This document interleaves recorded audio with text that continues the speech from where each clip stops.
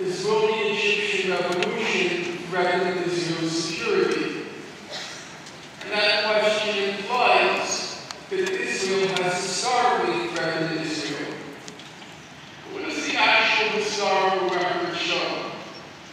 I'm not sure how much Egyptians know about the actual picture, and you'll forgive me if I'm going over ground that most of you know, but I suspect the picture is largely unknown, in particular to the younger generations who predominate in the audience today.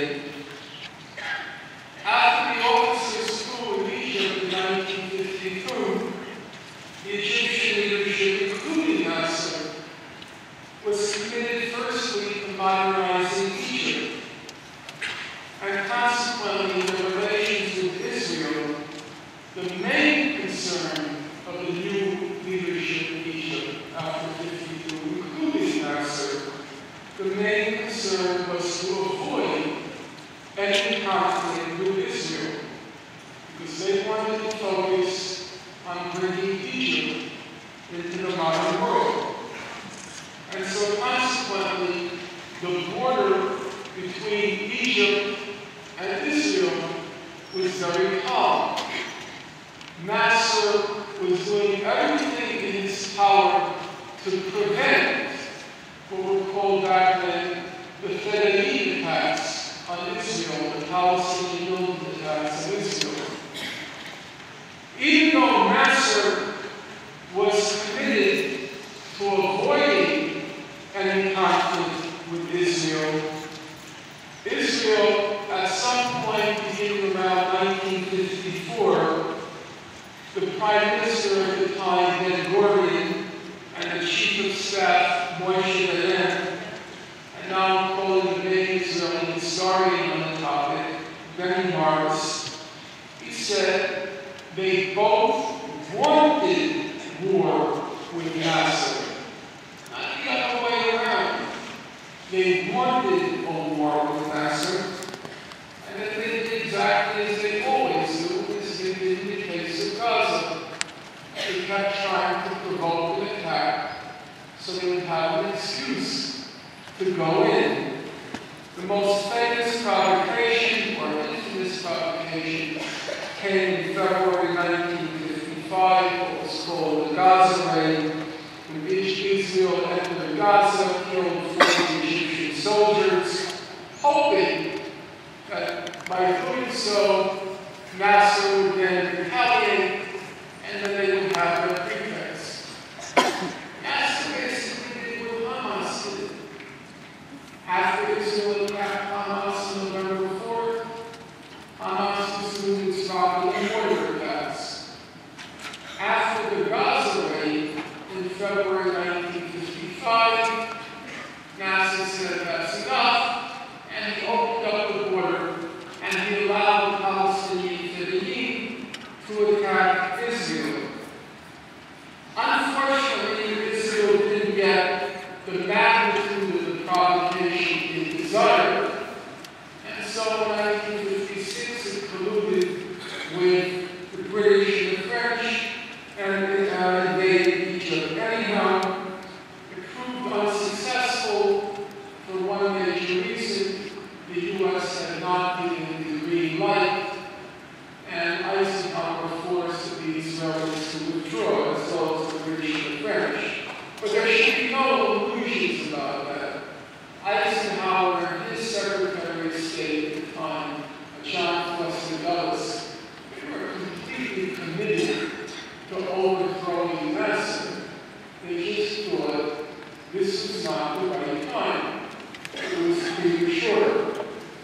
So the Israelis failed in their attempt to overthrow Nasser, and they patiently waited, as they always do, looking for the next pretext, looking for the next excuse.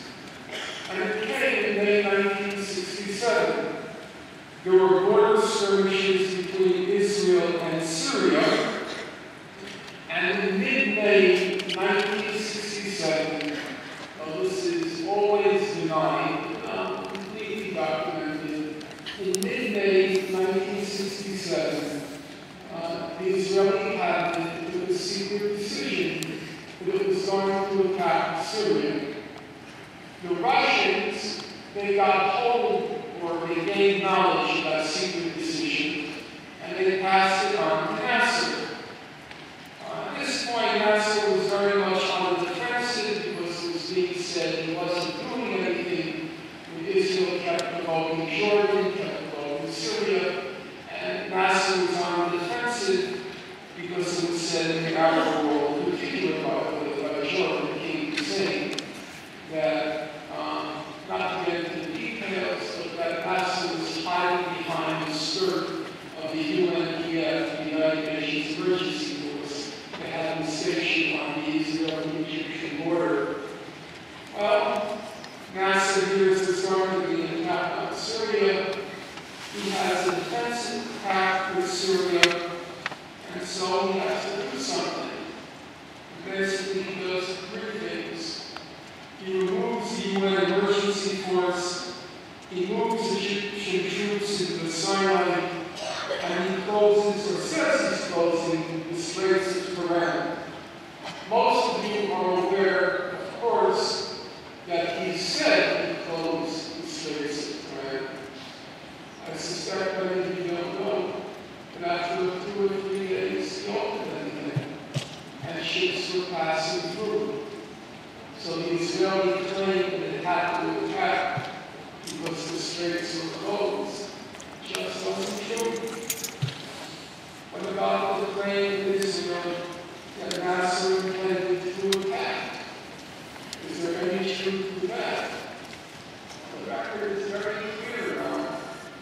Because as I mentioned a moment ago, Israel failed in its attempt to overthrow Nasser in 1956 because the U.S.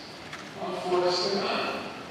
So they were determined at this time they were going to get a green light from the U.S.